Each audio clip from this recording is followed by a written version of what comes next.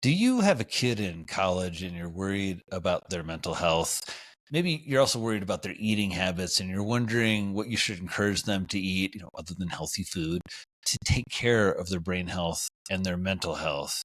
And I bet if there was some new research showing you the types of foods and meals that help your college kid prevent clinical depression or treat clinical depression, I bet you'd want to know about it. Well, I'm glad you're here. I'm Dr. Drew Ramsey. I'm one of the only nutritional psychiatrists in the country. I'm a board certified psychiatrist, and I spent over 20 years of my career taking care of patients, kids in college, parents with depression, anxiety, trauma, bipolar disorder, substance use. I'm a general psychiatrist. And I've always been interested in how nutrition impacts our mental health and what foods I could recommend to my patients to eat to best take care of their brain health and their mental health.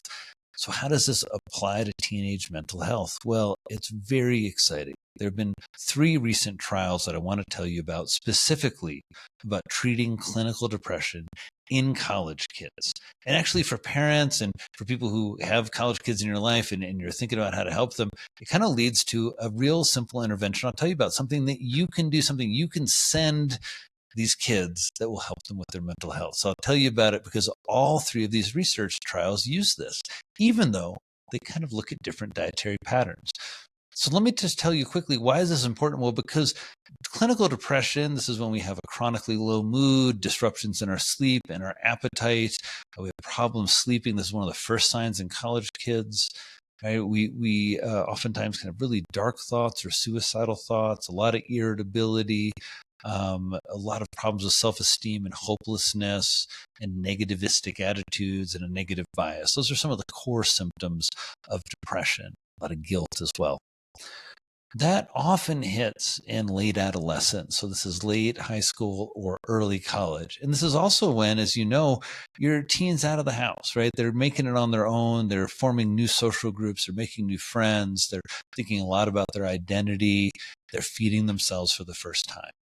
And so this is when kids are particularly vulnerable, and we want to give them all the tools that we can. So this is where nutritional psychiatry is really exciting because all these kids are eating. So what do these studies show? There have been 3 of them. Let's talk about the first one. First one was conducted by Heather Francis and her group in Australia. This is the first ever study to look at dietary patterns and using a dietary intervention to intervene with clinical depression in young adults. So what they did is they looked at kids who were in a psychology class that had low moods, and they also had poor eating habits.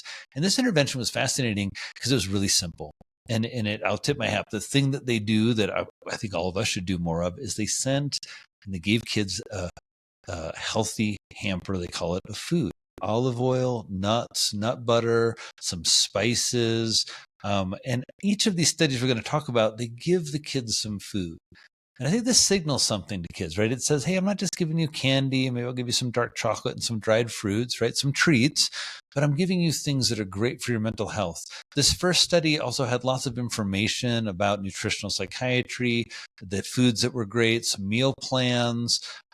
There was 2 5-minute follow-up calls. So they got all this information, right? Hey, you should eat better for your mental health. And then they followed up with 2 5-minute calls. They found that in 3 weeks, the kids had a significant improvement in their mood. Whereas kids in the control group who didn't get the intervention, they didn't have the same effect. Actually, their moods just got a little bit worse. So really exciting. That was the first trial, right? Food hamper, eat a more Mediterranean style diet, more olive oil. So that's exciting. But what about a more robust randomized trial? Wow. That then dropped with the AMEND trial. These were young men. It's really interesting. We don't think about young men and their eating habits as like something that we're going to make a big difference on. Well, hey, we should check that bias. This trial looked at young men, just gave them 2 nutritional psychiatry counseling sessions. And essentially, when I talk to the researchers, I've got a video up with the lead researcher. When you look at what they did, she said, we increased olive oil consumption. We got them to eat more plants that they like, right? Don't get them, if they don't like kale salads, don't push that, right?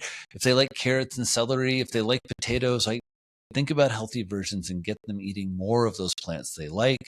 And then we got them excited about beans and plant-based proteins like hummus. So what happened in this trial of young men was really interesting. 100% of them shift how they eat and report some improvement in their mood. 36% of these young men go into full remission from their depression. Right? And they're not eating an extreme diet. They're eating more plants, right? They're eating more olive oil. They're even like dipping bread in olive oil. They're just paying more attention to what they eat. They're paying more attention to the processed foods in their diet. They're getting a lot of encouragement in these sessions. The lead researcher, she also noted, hey, I think Jessica Bays is the researcher's name. She noted, the young man also said, like, hey, thanks for seeing me. Thanks for paying attention. Thanks for caring about the fact that I'm not feeling very well and giving me some things I can do. And so that's the second trial, the amend trial. 36% of young men go into full remission, offering, again, a more Mediterranean style diet was the theme there. But you can really improve the Mediterranean dietary pattern score by increasing olive oil, increasing more nuts and beans, increasing more plants. Right? That's the sort of fundamental to that dietary pattern. So that's two trials. And again, this idea of a food hamper and giving people food, encouraging foods throughout this trial. But this third trial is of a ketogenic diet. Just came out of Ohio State, 16 kids, about a third of them dropped out. Now, this is a pilot study, so it's not as strong as a randomized trial. It's a small trial. But the idea here is, does a ketogenic diet, and this is a special type of ketogenic, it's called the well-formulated ketogenic diet. Ketogenic diets are diets that don't have a lot of carbohydrates, less than 50 grams, so very low carbohydrate diets. You've heard about these diets, I'm sure, the Atkins diet, South Beach diet, these were all ketogenic diets. They're of interest to psychiatry and mental health professionals because for a long time they were used to treat they still are used to treat pediatric epilepsy. And it's interesting because there's an overlap between bipolar disorder medications and epilepsy medications.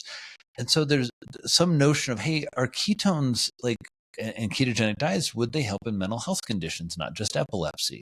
So there's been a notion for a lot of us in psychiatry that when patients have some mood cycling or chronic depression or things like bipolar disorder too, maybe ketogenic diets might be able to help. Lower carbohydrate diets might be able to help. The idea is maybe there's less inflammation. Maybe you're promoting more neurogrowth factors. There's often weight loss with these diets. That can be helpful for mental health. This pilot study at Ohio State just came out in 2025, just a few weeks ago, found significant improvement in mood. Right? There was a 70% improvement in self-rating scales for mood.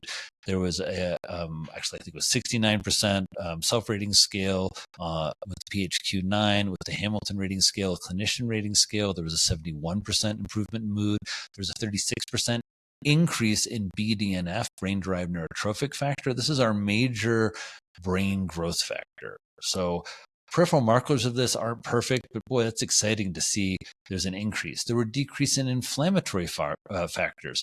A lot of these participants lost weight. So it was a 10 to 12 week trial. It was augmenting the medications and psychotherapy that these students were already getting. But I thought it was a really, really exciting kind of next step. We did have a ketogenic, another pilot trial by Shabani Sethi for patients with severe mental illness, looking mostly at individuals with bipolar disorder or schizophrenia, 23 patients in that trial that came out last year. But this is now the second pilot trial, following up on a case series, I think, of 34 patients using a ketogenic diet to help. So what's the summary? Is it Mediterranean? Is it keto? Is it a food hamper? Is it talking about olive oil? And I think the answer is yes. If you're a parent or you have college-age kids in your life and you care about their mental health, talking to them about nutritional psychiatry, about how food impacts their mental health, about some of this research, asking them about how their food access is. We talk all about these specific foods, but we don't talk enough about how food insecurity, really maybe feeling like uncomfortable in the cafeteria or not ever having like picked all of your foods like this, right? Some people struggle with those issues. Food insecurity hugely increases the risk of depression. And so talking about folks, what they eat, what they like to eat, what they think are helping, talking about the ideas that appeal to college students, like helping you with your focus, helping you with your sleep and your energy. Those are all really important conversations to have. This isn't an idea or a video about making sure that your kids are on a ketogenic diet. That's for people who are struggling more with mental health concerns. And again, that's really early research. It's more to really let you know as a parent or as a guardian or as a teacher or as a mental health professional that there's new research out about college students and what they eat. And we're finding huge impacts on their mental health, which means at every meal, right, in every college cafeteria, we have an opportunity to take care of brain health, to improve mental health, to be optimistic, to talk positively about all the options and all the nutritional options that are available in every cafeteria around America. You just have to look for them. Everyone, thanks so much for listening to this video. I hope this helps you with some optimism and some ideas about how to engage the college students in your life. If you're a college student, I hope this helps you feel excited about the research and about what you can do to take care of your brain health and mental health. If you want more information like this, please sign up. I've got a great free newsletter at drewramseymd.com. It comes every week telling you about great recipes or great new research. Check out my book, Healing a Modern Brain, or before that, Eat to Beat Depression and Anxiety. I've got some great free downloads on my website, along with some wonderful e-courses. They're all here to help you build mental fitness, to take care of your mental health, and to make sure that you're doing everything to take care of your greatest asset, that's your brain. Everyone, thanks so much for some of your time. I'm Dr. Drew Ramsey. I'll see you in the next video.